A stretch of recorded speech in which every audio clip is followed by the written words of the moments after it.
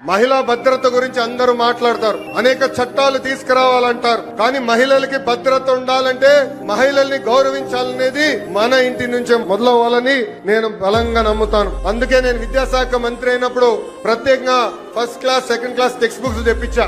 దాంట్లో ఫోటోలు చూసా, ఇంటి పనులు చేస్తున్న ఫోటోలు అన్ని మహిళల ఫోటోలు ఉన్నాయి. ఏకంగా అది నేను మార్చాను. ఇప్పుడు 50% ఫోటోలు మగవాళ్ళు ఇంటి పనులు చేసే ఫోటోలున్నాయి, 50% ఫోటోలు ఆడవాళ్ళు ఇంటి పనులు చేసే ఫోటోలున్నాయి. అంటే మార్పు అనేది ఇంటి నుంచే మొదలవ్వాలని బలంగా నమ్మే వ్యక్తి మీ లోకేష్. ఇంకా మెగా పేరెంట్ టీచర్ మీటింగ్ లో ప్రత్యేకంగా పిల్లలతో తల్లికి వందనం కూడా మన ప్రభుత్వం చేపించింది. ఇప్పుడు స్త్రీ శక్తి పథకం ద్వారా ఉచితంగా బస్ ప్రయాణం కూడా మన ప్రభుత్వం ప్రారంభిస్తుంది.